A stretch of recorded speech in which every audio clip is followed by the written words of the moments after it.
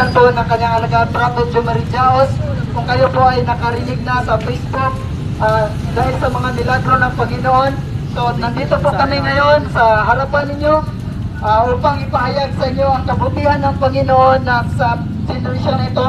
Sa panahon na ito, ang Panginoon po ay gumagamit ng tao bilang instrumento upang tayo po ay maligtas sa pamamagitan ng pangalan ng ating Panginoong Jesucristo. So nandito po kami ngayon upang ipahayag sa inyo lahat ang pagmamahal at kabutihan ng Panginoon na ginawa niya sa ating mga buhay. So by the way po, ako po pala si Pastor Leo Daguman. Galing pa po ng Mindanao, nakarating lang po dito sa lugar niyo upang ipahayag ang kabutihan at pagmamahal ng Panginoong Jesucristo.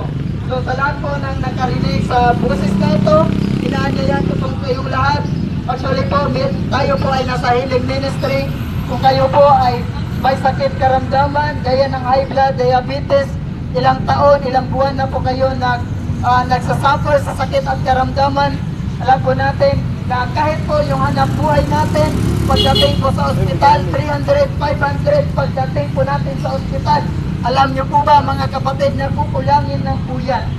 Amen. At hindi naman po masama yung paghahanap buhay natin, hindi masama yung pagtatrabaho, ngunit pagdating po ng sakit at karamdaman, alam nyo po ba kapatid, yung hanap buhay, trabaho natin sa pang-araw-araw, kukulangin lang po yan pagdating ng sakit at karamdaman. So nandito po kami ngayon, ito po itulong sa lahat ng mga nangangailangan. So by the way po tayo, uulitin tayo po ang Jesus, the Alpha and Omega Ministry. Kung kayo po ay may sakit karamdaman, welcome po kayong lahat dito. Huwag po kayong mahiya na lumapit po sa lugar na ito. At the moment na ipag-pray kayo ng servant ng Panginoon, maniwala lang po kayo na magiging gagaling po kayo sa sakit at karamdaman.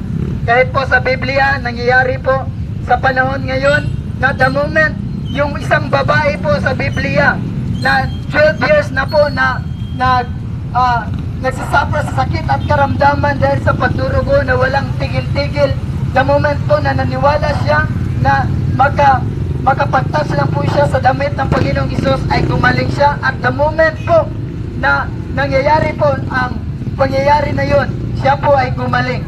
Kaya po sa araw na ito, sa hapon na ito, sa gabing ito, kayo po ba ay sasuffer po sa sakit at karamdaman gaya ng high blood, diabetes, arthritis, huwag po kayong mag-alinlangan na lumapit po dito. Kayo po inanyayahan namin dahil po ito ay tulong po sa lahat, open po sa lahat ng reliyon, hindi po ito pang reliyon, kundi tulong po ito sa lahat ng tao. Ito po hindi pang reliyon, ang Jesus the Alpha and Omega Ministry, hindi po patungkol sa reliyon, hindi po patungkol sa kung ano man na meron tayo na denominasyon, kundi ito po itulong para sa lahat, lalo na po sa may sakit at karamdaman. Dahil alam naman po natin na pagdating po ng sakit at karamdaman, maapektuhan po yung ating pamilya, ang ating hanap buhay.